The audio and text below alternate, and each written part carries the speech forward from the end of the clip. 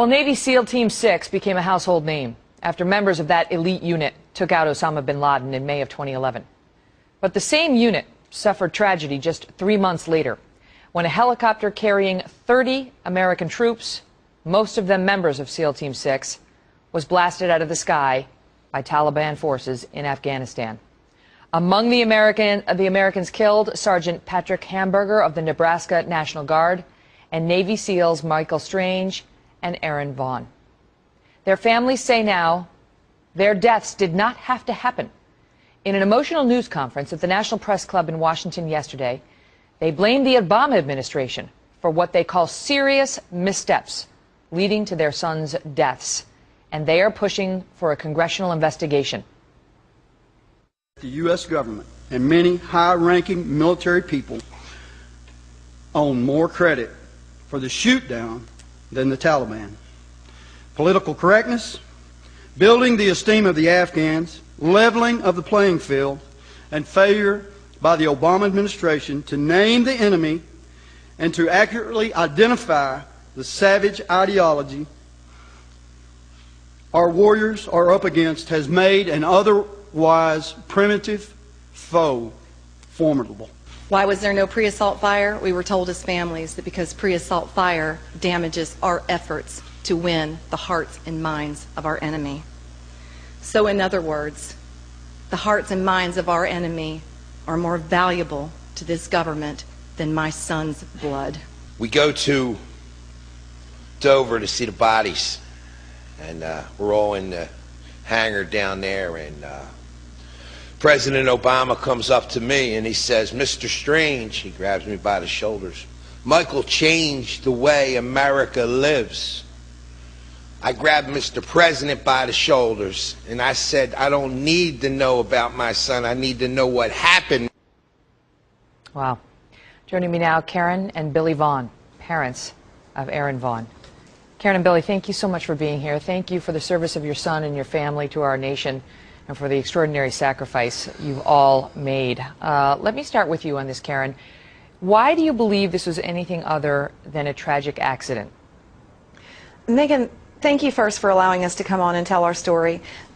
As we uncovered documentation that we were given actually by the military from the investigation, from the full investigation of the crash, the more we read through the documentation, the more we realized there were serious issues in front of us.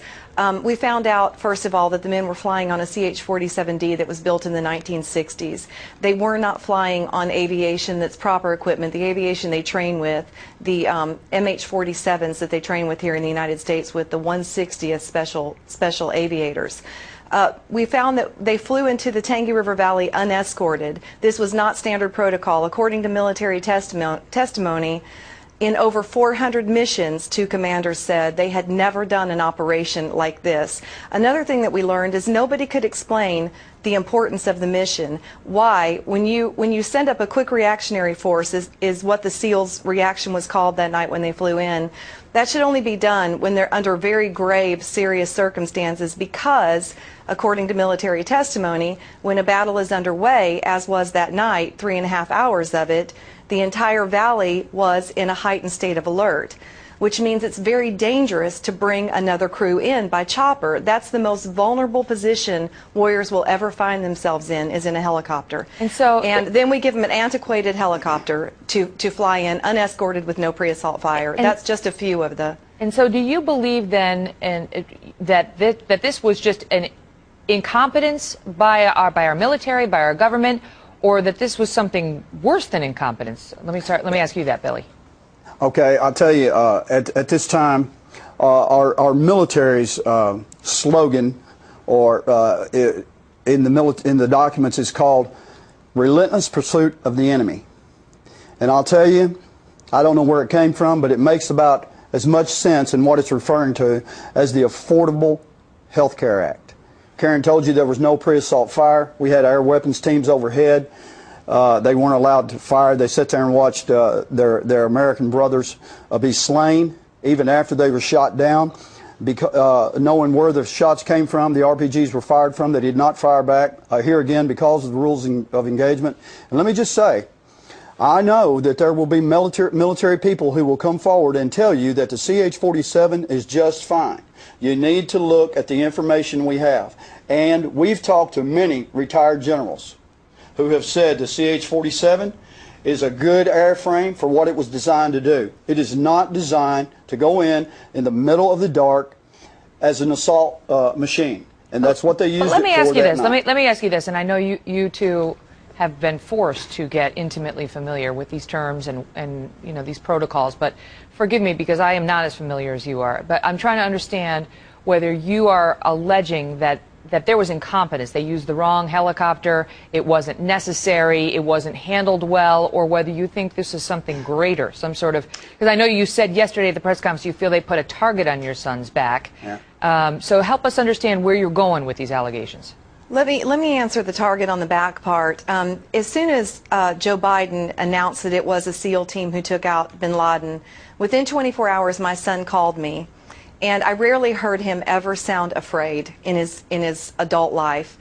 And he said, "Mom," his tone was extraordinarily serious. He said, "You need to wipe your social media clean. I mean, you need to get everything off of it now." And I said, "Of course, son, I will. What's wrong?" And he said, "Mom, there's chatter and your life is in danger. Our lives are in danger, so clean it up right now." The community was very unnerved by that unveiling. So yes, a target got put on their back, and it got put on the backs of every group that would work with SEAL Team 6 from that point forward. They actually confirmed Karzai's immediate remarks that it was SEAL Team 6, which raises a lot of questions. You asked about suspicions. There are a lot of questions we have unanswered. And we don't want to get into conspiracy theories, but there are some staggering things that we've learned, such as the 7 Afghanis that were on the manifest that night were not the Afghanis that died. In other words, we found out they were switched out at the very last minute in such a rush that the manifest couldn't be changed, which is very dangerous and very uncommon. And so you have a suspicion that perhaps there was some manipulation to get this particular helicopter because it was so heavily loaded with SEAL Team 6 members who our own president acknowledged were behind the bin Laden raid.